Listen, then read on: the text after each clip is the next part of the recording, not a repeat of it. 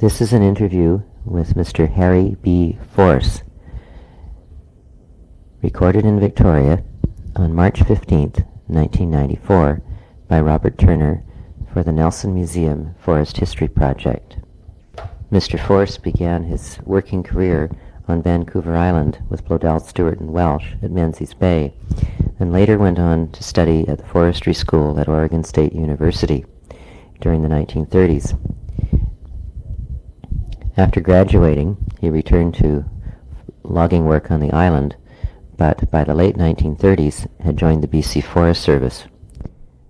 Initially, he supervised work camps where people on relief were given jobs of building trails and facilities in provincial parks. Then he went on to be assistant district forester in Prince George. His next assignment was in 1942 when he moved to Kamloops to be in charge of the management section. Later, he was district forester in Nelson, and then was assigned to Victoria, where he was in charge of the Forest Service's fire suppression activities, and became district forester in Vancouver before his retirement in 1972. He lives in Victoria.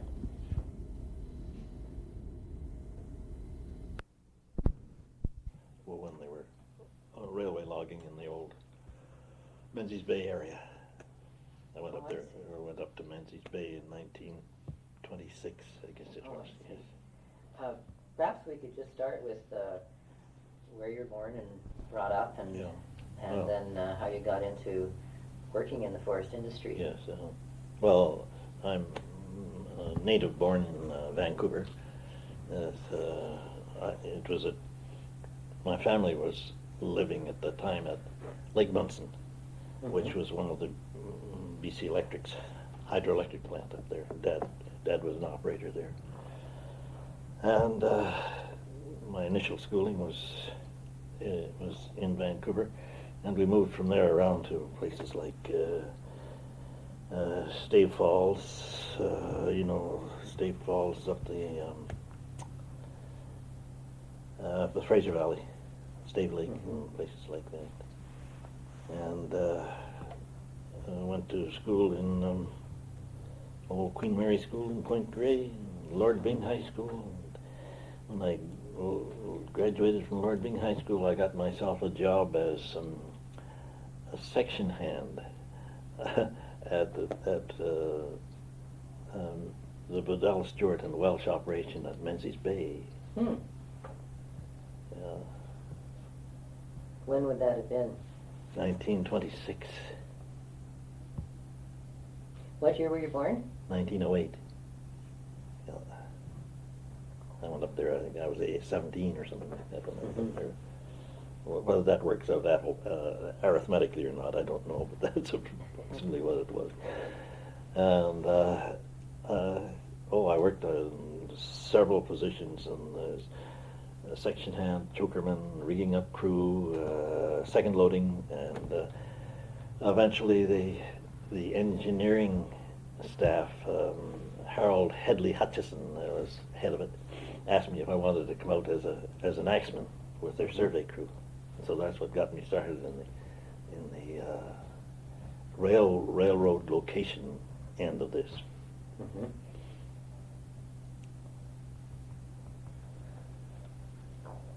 And I worked up from there to it was a very easy job in those days. You didn't have to have too much educational background to lay out railways. As long as you could figure your curves and your profiles and your cuts and fills and your earthwork, that was all you needed in those days. And a little bit of bridge building at the same time. But I did that until 1929, I guess. And then I decided, this wasn't going to be quite enough, and I went down to Oregon State College in School of Forestry there. What, Corvallis? Corvallis, that's right. And graduated from there in 1934. It took me 5 years to do a 4-year course, because they wouldn't allow me in because I didn't have a sufficient high school education for a regular student enrollment there, and I had to enroll as a special student and complete my deficiencies in the academic field through their college credits, and it took me an extra year to do that. So I graduated from there in 1934 and came back to work with the same old boss, Hutchison,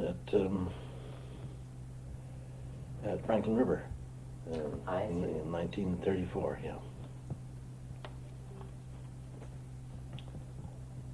What was the story at Franklin River at that time? Story at Franklin, they were just starting up at that time, and Charlie Dunham and I, you may have run across the name Charlie Dunham, pioneered it down there, and we laid out the town site and the boom grounds, and started the main line up Franklin River. That is, started locating the main line up Franklin River in that year, and Hutch was, as we called him, this was Hutchison, had irons in the fire other places, at Great Central Lake and at Menzies Bay. So we left Charlie and me on our own down there.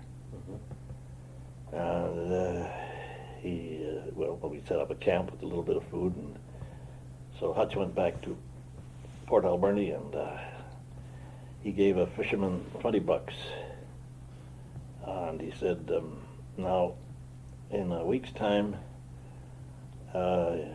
you take this grub order, buy it with the $20, and take it down to Franklin River to those fellas down there. Well, the fisherman knew he wouldn't see Hutch for a while, and so he took the $20 and went to the beer parlor, and we never did see our food. And we stayed down there for a couple of weeks, living on potatoes and clams that we happened to dig out of the shore out there. Well, in the early days, the CNR surveyed a line and did some grading. Yeah, that's right. Yeah, yes. At that point, were you able to use much of that grade, or did that come well, into the plans? we did use a little bit of the grade as a tail track for the booming grounds when the locomotives came down the hill, and we laid ties and steel on maybe 1,000 feet of the grade around there that would allow them to get around and back to unload the logs at the booming ground. But that was all we used at that time. Do you recall what equipment they had at the camp when it opened up? Which locomotives, or how many of them there were? Oh, yes.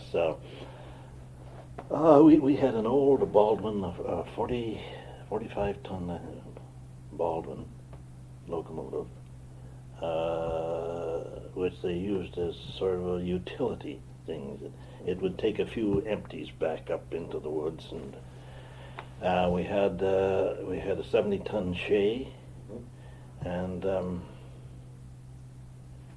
old Climax. Do you know it? The Climax, yeah. We had an old Climax. It was about a 45-50-ton Climax there. And besides that, there were we had a couple of high lead yarders with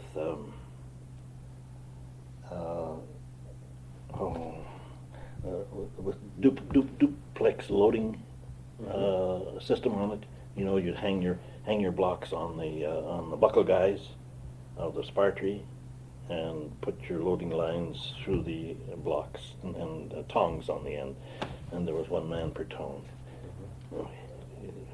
That was their loading equipment. We got into some rock work, so this was the first use, I think, of a Caterpillar tractor.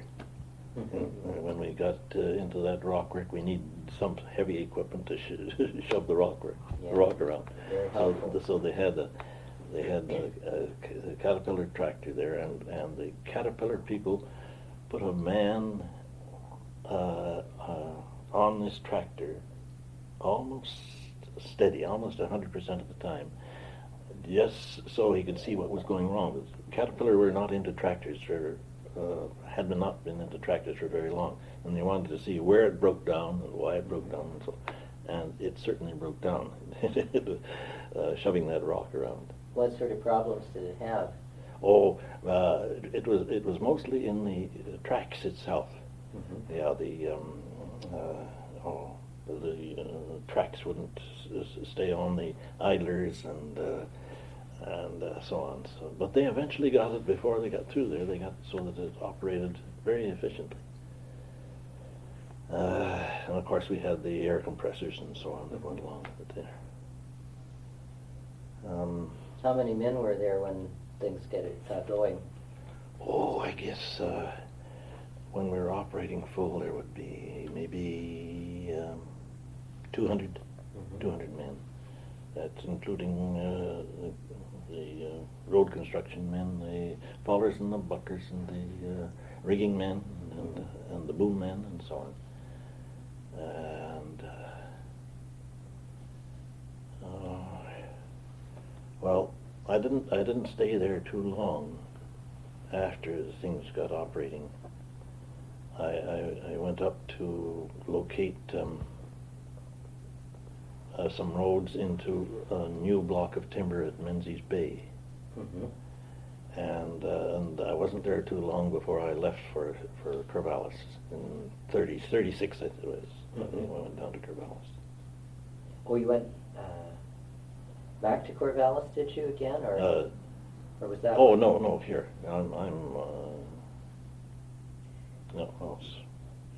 You mentioned graduating in '34 from Corvallis. Yes, no.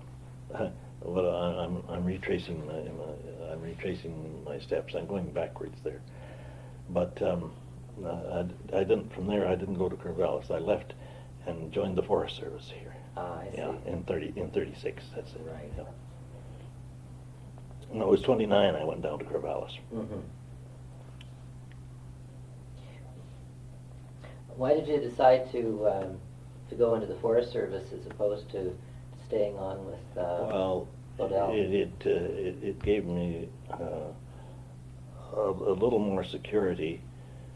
In the work I was doing, I'd be getting moved from camp to camp, and I wanted to get married, and I couldn't see dragging a wife around this way. Yeah. So I thought, well, okay, if we can get with the Forest Service, I'll have some security as far as headquarters is concerned. Mm-hmm. Yes. Yes. That was the only reason I left. Well, where did you start with the Forest Service then?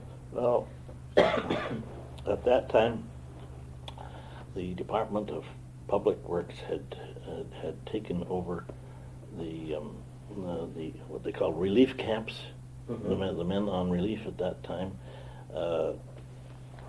were being paid by the government to do a certain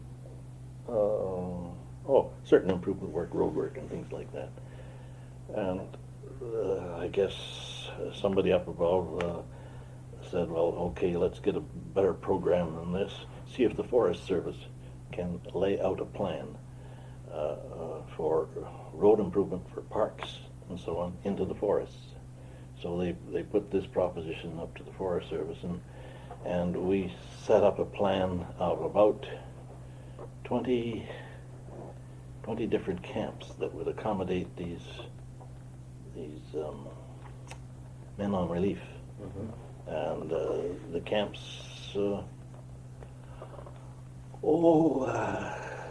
let's see, they would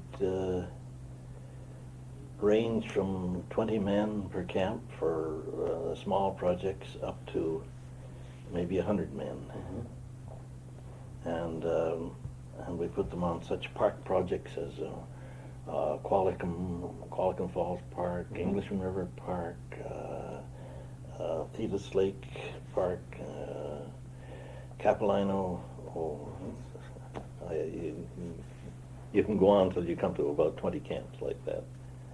And so we took over the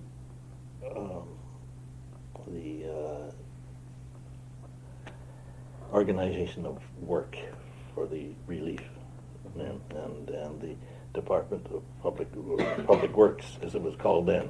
It would be the Department of Highways now. They got out of it entirely, which they were glad to do. You're building trails, campsites? Trails, park improvements. Let's see, what other work did we do?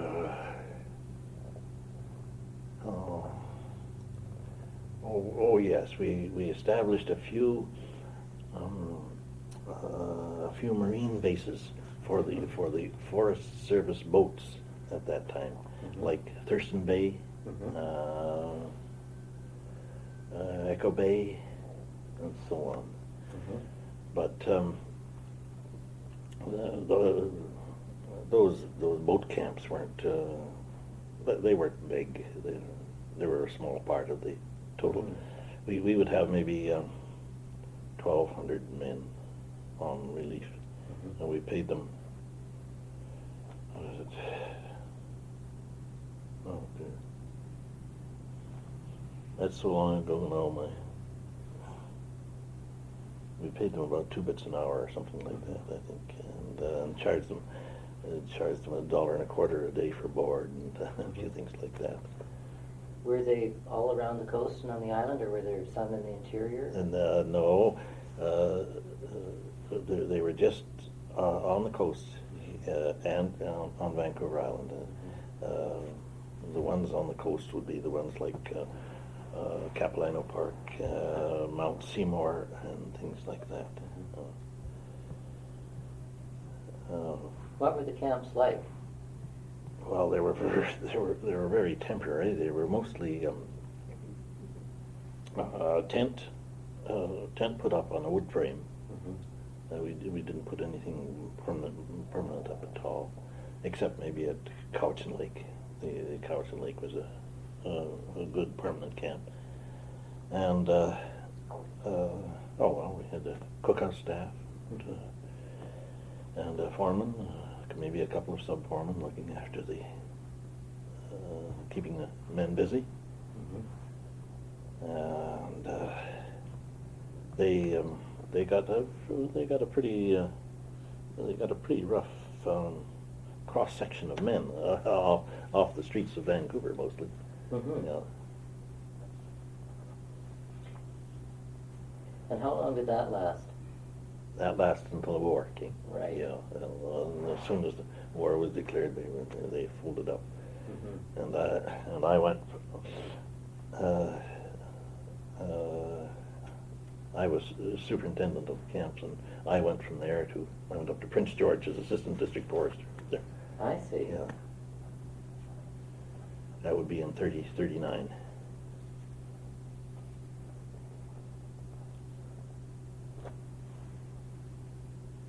Yeah.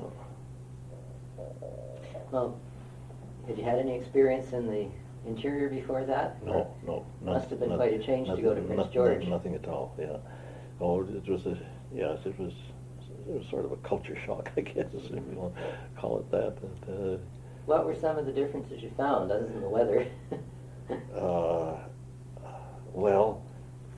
Just the way that, as going up as assistant district forester, you got into all phases of forestry there, mostly dealing with examining the work of the loggers and lumbermen who held the timber sales up there. And when I first went up, one of the rangers, old Bill Lowry, who had been a ranger at Pouskoupi, died. And so Doug Greger, who was the district forester then, they said, "Okay, you go over and straighten up Bill Lowry's office." So this was in January of 1940. So I went up there, and I don't think any Forest Service official had visited Ranger Bill Lowry since he was there. And so you found he just a little czar in the big czardom, or whatever you call him.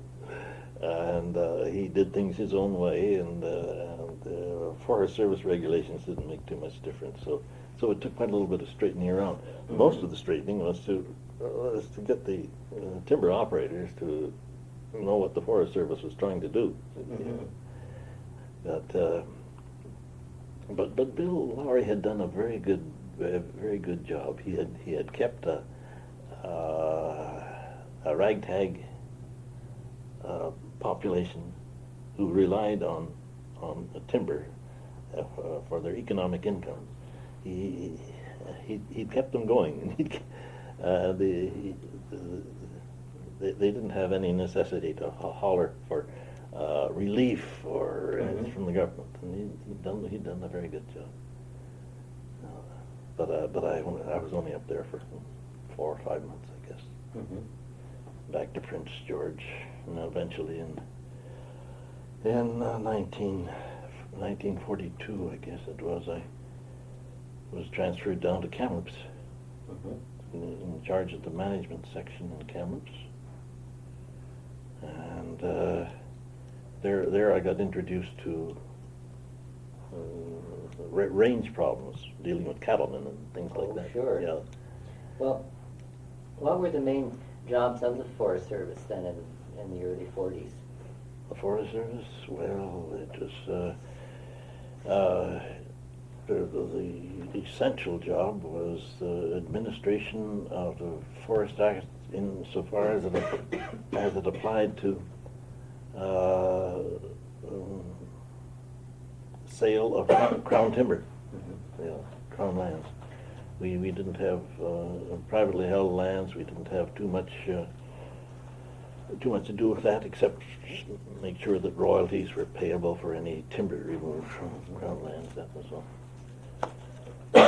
Fire protection? Oh yes, yeah. Fire. Excuse me. That was one of the strong or important functions of the Forest Service, was in prevention and suppression of the fires in the forests.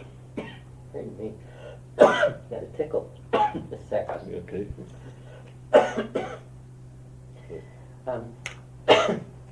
What about inventory and that sort of thing? Was there much going on at that stage, or? Well, yes. The actual inventory work was handled out of Victoria by the inventory division in Victoria. I see. And so as a district officer, you didn't have much to do with that. Not much to do with it, except for the cruising of the crown timber, which was applied for as a timber sale. You see, mm-hmm. Okay, we go and inventory that, but the broad inventory figure as to how much timber one district held, mm-hmm. that was a function of the Victoria office. Yes. Did you ever have to chase after people who were logging to see that they were paying the right stumpage and that sort of thing? Well, yes, not paying the right stumpage so much, but as to make sure they were making the proper scale returns so that we could bill the stumpage and royalty to them. I see. Yes. Yes. What about dealing with the range aspects you were mentioning at Kettleson? Yes. What was involved with that? Well, I really didn't have too much to do with it. Just as sort of a side issue, but we had a range management man in each mm-hmm. forest district, and he would make sure that the grazing leases and grazing permits were issued properly for the proper number of head of cattle, and make sure that they weren't being overgrazed, and that was about all. Mm-hmm. Yeah. I see.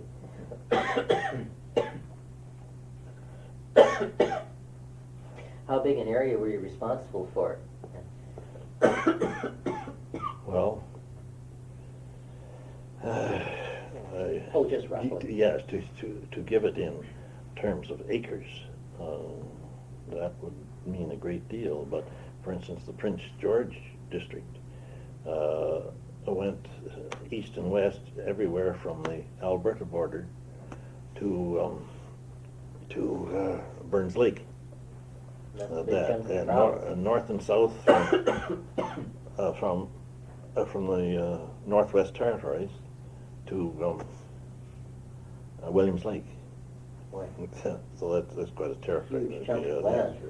Yeah, we didn't try to cover it by foot. No. We during the war years weren't able to get much use of aircraft.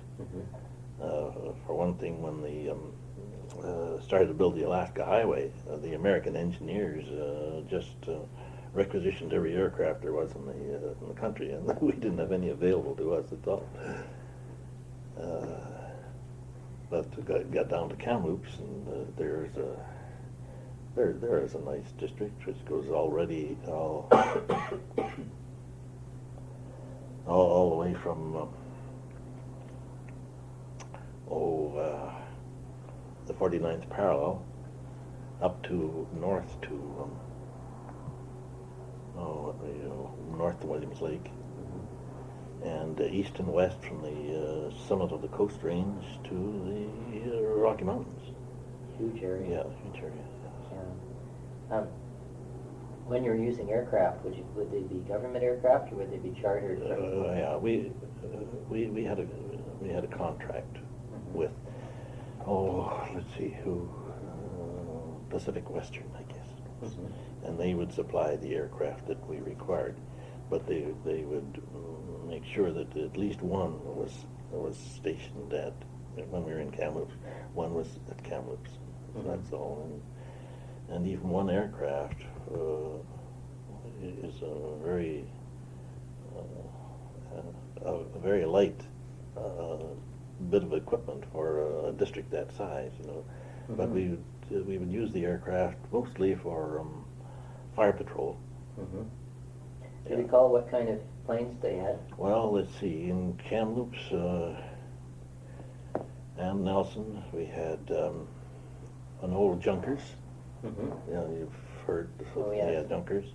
A very reliable workhorse, not particularly fast. And we had de Havilland Beavers. Yeah. Beavers. Several de Havilland Beavers. They were ideally suited for our work. They'd get into small lakes and did you they fly were much? reliable. Oh, sorry. Yes, yeah. I did quite a bit of flying. Yeah. Do you recall some of the pilots you were working with? Yes, Don Thompson. He was our pilot for a good many years at Nelson. And Russ Baker, you know the name? Possibly, yes. Yes. There are several others I should remember. Gosh, he's now a test pilot with CPA. It'll come later. Okay. Yeah. He used to be with the old. He used to pilot the old Barclay Groves. Yeah. Yeah. That was as the airlines were coming. Yeah, that's the airlines were. That's right.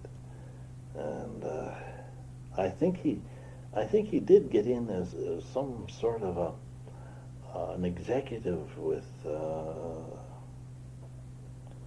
Pacific Western, didn't he? I think that's yes, right. I think so. Yes, I didn't follow his career very closely.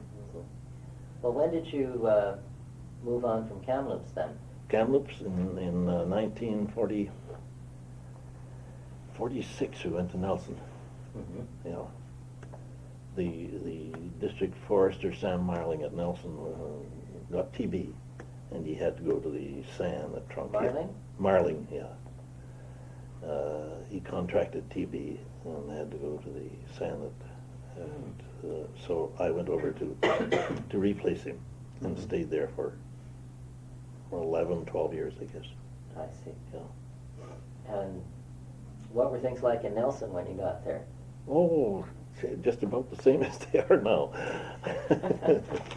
Nelson was had been set up as a sort of a mining boomtown.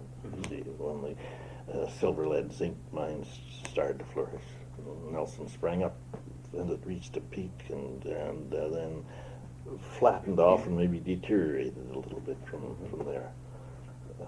How many people would be working in the district then? That you'd be the district forest Yes, officer at yes, that point? yes, yeah. Yeah.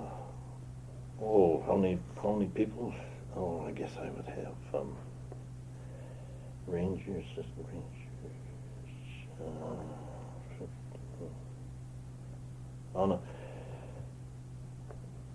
On a permanent basis, maybe 150.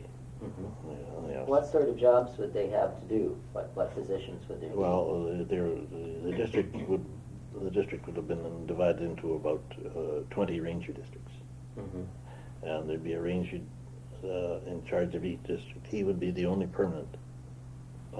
When I went there, he would be the only permanent employee there, and then he would have each one would have summer temporary help, maybe 5 or 6. They would be divided into assistant rangers, patrolmen, and lookout men. The main thing that'd be again all. was Yeah. watching for fires and The lookout men were our first line of defense as far as fire is concerned, mainly responsible for detection, report the fire in, and report it back to the ranger, and the ranger would tell his assistant ranger or patrolman to get a crew of men together, and away they go out to the fire, whether it was a 2-day walk or whether it was a 10-minute walk. They'd get out there all right. And this was before we had any great aircraft organization, and later when we had both the aircraft and the money to run them, we would send the crew out light and possibly parachute their supplies and their tools to them at the fire scene. That would happen in a good percentage of the cases. Otherwise, if the fire wasn't too far away, they would pack the supplies out themselves. They hire pack horses and whatever was needed to get them out there. you had boats operating on the lakes too, didn't you? Yes, on both the Arrow Lakes and Kootenay Lake, we had boats, not the same fleet of boats that they would have had in the Vancouver Forest District, but let's see, in the Arrow Lakes we might have had three boats. Kootenay Lake, maybe one. How did you use them? What sort of jobs would you put them to? Well, that's all right. We'll say on the Kootenay Lake, the boat would operate out of Kaslo, and it would transport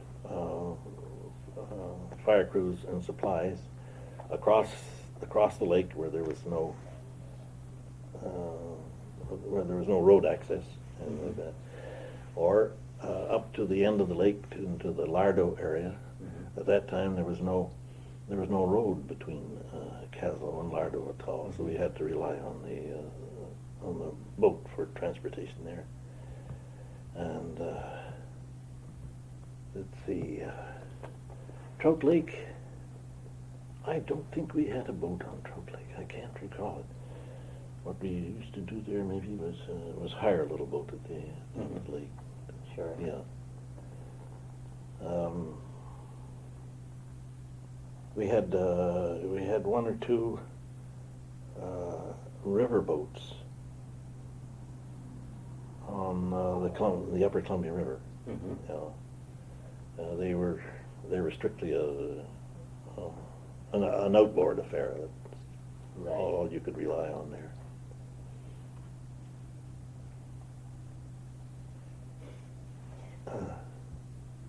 Other than, this is in the late 40s and early 50s. Yeah. You had the fire prevention and still the dealing with stumpage and all of that. Yes, sort of thing. yes. Were you getting much then into replanting and that sort of thing? No.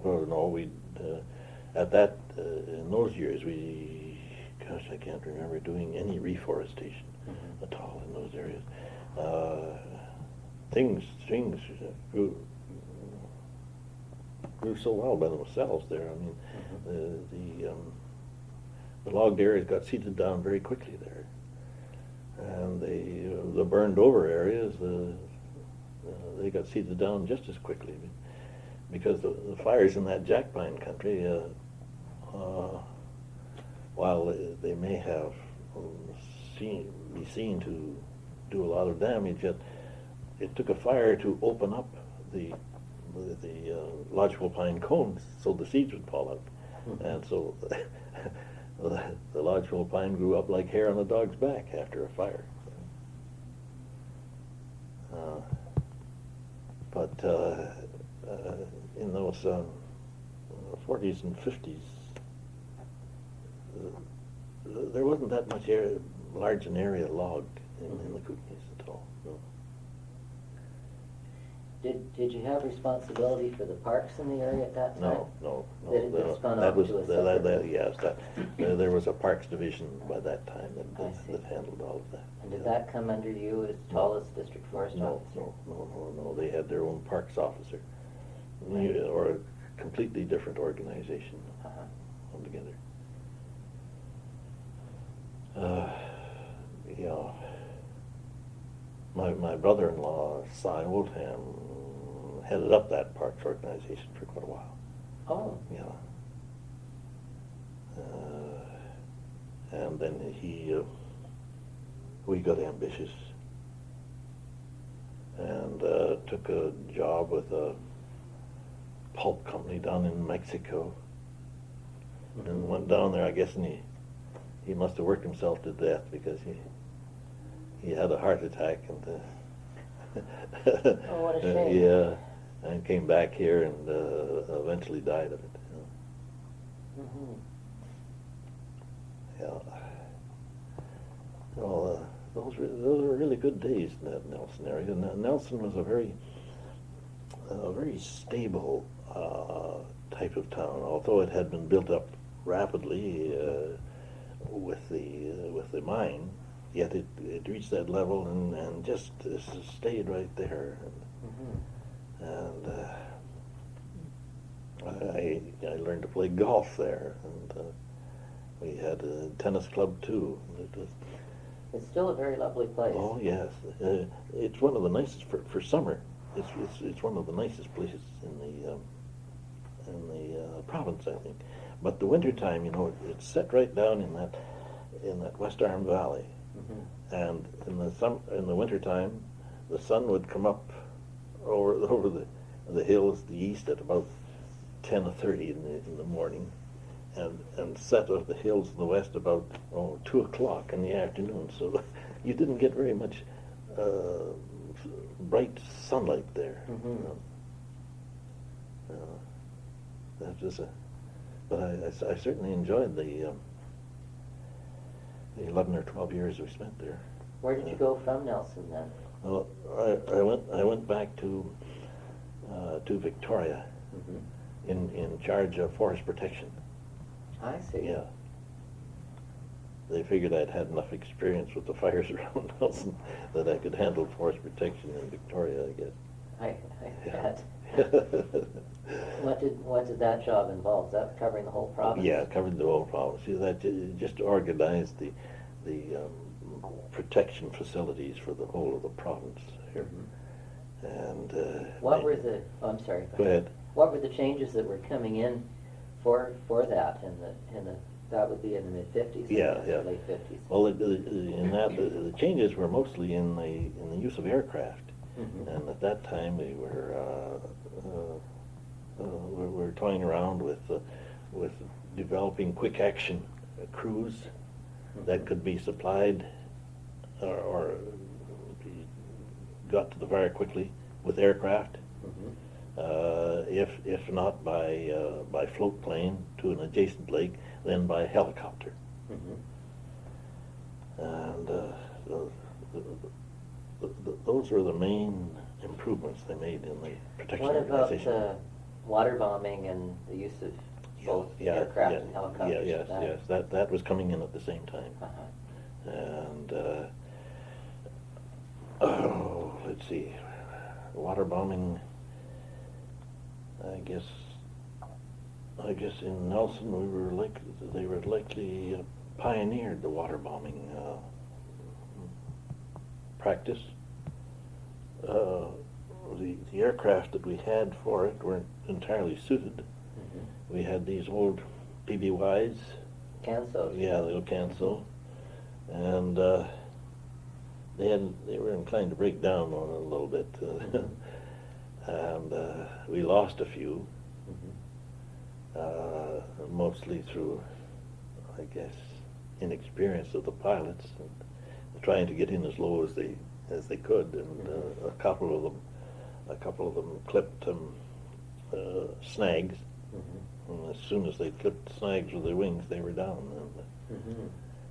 What about using the monsoon buckets and things like Well, that? yes, we used those with the helicopters, and And I think that was developed in Nelson. yes, yes. It was developed after they were developed there after I left. I think Olie Kettleson. I don't know if you come across the name. He was our protection officer up there then. He had a lot to do with that.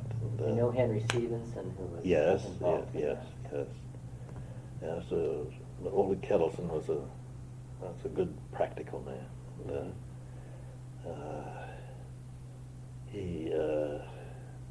he got involved in an accident, aircraft accident. It's Don Thompson, who was our pilot, the Beaver then, and without knowing it, he developed a brain tumor. And he didn't realize he had it, but what it did is it affected his depth of focus, and he landed on a short airfield one day and overran the airfield. He didn't realize the end of the airfield was coming up. So this airfield was a little temporary one we had out in Kettle Valley. Oh, yes. Kettle Valley, and poor Olie split open his head rather badly. But he came out of it all right. So did everybody else. Hey, what was his name again? Olie? Olie, yeah. I don't know. I guess it's Olie, possibly. And his last name? Kettleson. Kettleson. Oh, got it. Yeah. He was a Swede. I mean, I say a Swede. He had a Swedish name, but he was born in this country. And how long were you in charge of forest protection in Victoria? 6 years. 6 years. I went to Vancouver as district forester from there. I see. What would be your title in charge of forest protection? Is it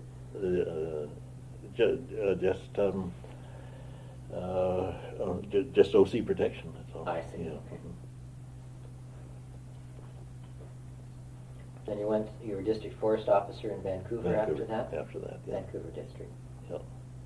And I retired there in 1972. Came back here to live. Yep. Now,